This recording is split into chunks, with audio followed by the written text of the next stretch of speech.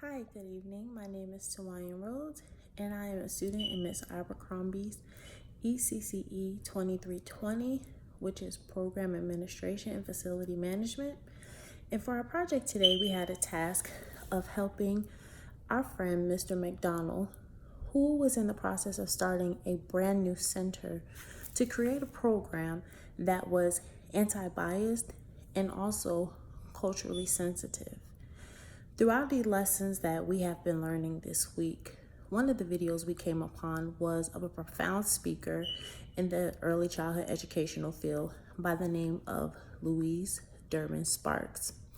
Ms. Derman Sparks spoke at a conference for children in Ireland in 2013, that spoke of ways educators can help create programs that supported children's rights and the rights of children, particularly at that point in Ireland. However, these principles are applicable to people all over the world. During her speech, she brought up some very profound points of things that educators could do. She told us that one thing as an early childhood educator, we can work to create an environment where children feel safe and comfortable to not only stick up for themselves, but their friends in case they feel any type of bias, and knowing that they are perfect just the way that they are. She also encourages educators to be inclusive of families and to be sensitive to the needs of those families. A lot of times, centers can exclude people or make them feel uncomfortable of being a part of a certain environment. An example that she gave was a child being very inquisitive of someone in a wheelchair. Generally, what will happen is if the child stares or is trying to process and figure out exactly what is going on, a lot of times the adult or the educator will quickly remove the child and say it's impolite to stare. But instead, we should turn these into learning opportunities to explain to children that sometimes people are disabled or everyone doesn't always have the same capabilities, but that is okay. Sometimes physical limitations can seem limiting. However, it should not stop you from educating and going forward with your normal life.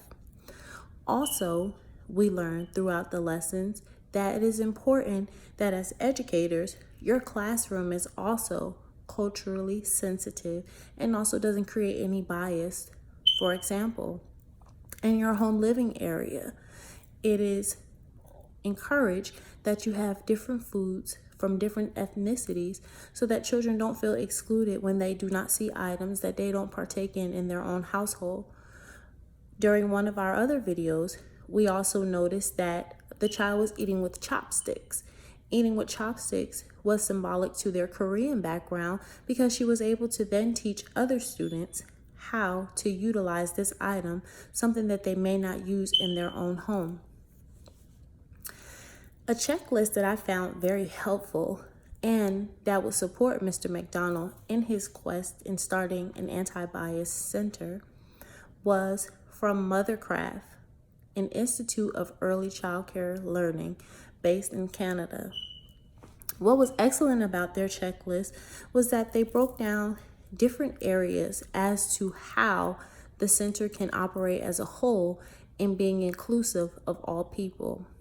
For an example, in their social area and their creative abilities, they suggested having, do you have finger paints of different colors so that children can find things that identify with themselves, but not just themselves, that identify other races. It also said, do we have scissors? Something very simple that are not only just for right-handed students, but also for children who use their left hand instead. It was also noted that in our various centers, do we have books in a cozy center that is ethnically sound, that people may feel comfortable where they don't feel that this just identifies with one particular race, gender, or sex. It was also noted to have in our reading area various books that include all different cultures, languages, holidays, and beliefs. Another thing that was supported was, are we feeling biased in the people we're accepting into our center?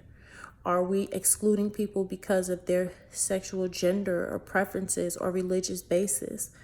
Are we excluding people due to income? These are some things that we have to look at. And even as the educators in our classroom, making sure we are not using language that is suggestive in any form to make any child or group of children feel excluded from learning. All of these things are very helpful to Mr. McDonald when making his decisions, because this will impact the type of families he brings into the center. In creating a new center, our job is to create a center that is equally inviting to all people, that we may service those who are necessarily in our, not only just in our communities, but in the surrounding communities as well, is that we take our first steps as educators to create an educationally sound-based, culturally sensitive, anti-bias environment and program where all children can thrive and become the best person that they can be.